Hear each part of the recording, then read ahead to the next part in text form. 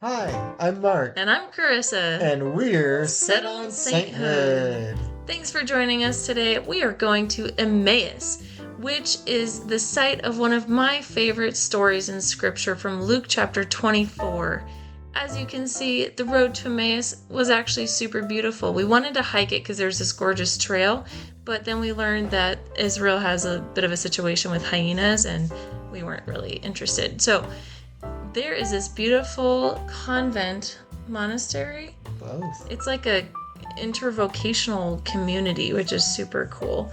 And so our first stop at Emmaus was the chapel.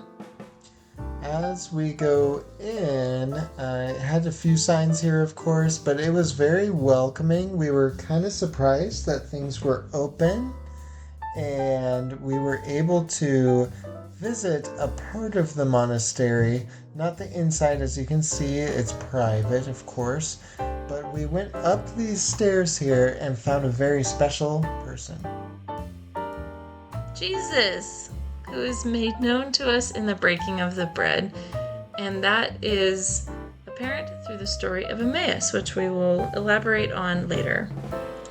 And man, it was just so peaceful. There was a priest that seemed to be praying in there at that moment, And a sister. and just so glorious. What can I say? And you can tell Carissa here is totally amped up. We just had a time in adoration, and she's got some stuff to show you, I'm telling you. But first, I caught her in the act. Flower time. Stop, flower time. And inside of here is a museum all about this Emmaus-Nicopolis. And it really speaks to where Emmaus probably is, okay?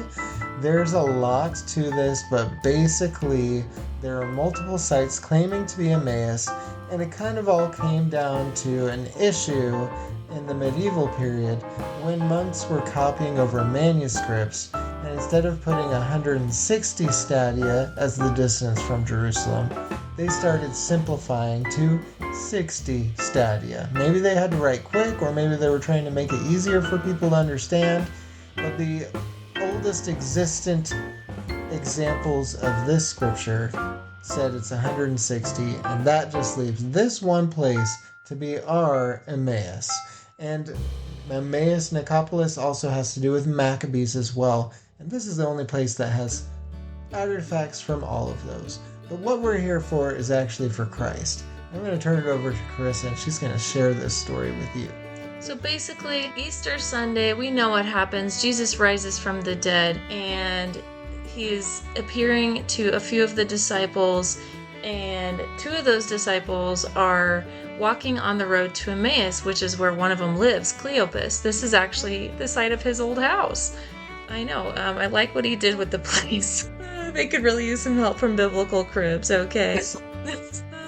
Anyway, so Jesus appears to them, but their eyes were prevented from seeing him, which I think is very interesting. They're like, man, we really wish that we thought this was going to be the Messiah. And he's like, I can't believe that you are doubting this. Let me explain the scripture. So he actually breaks open the word first, which is what we do in the Mass. We look back at the scripture. Then he pretends like he's going to keep walking on, but the two disciples invite him to stay for dinner in Emmaus, which is here, like literally right here. He's like, okay. So then they all eat dinner together, and he, takes the bread, he blesses it, and he breaks it, and he gives it to them, and then boom, he disappears.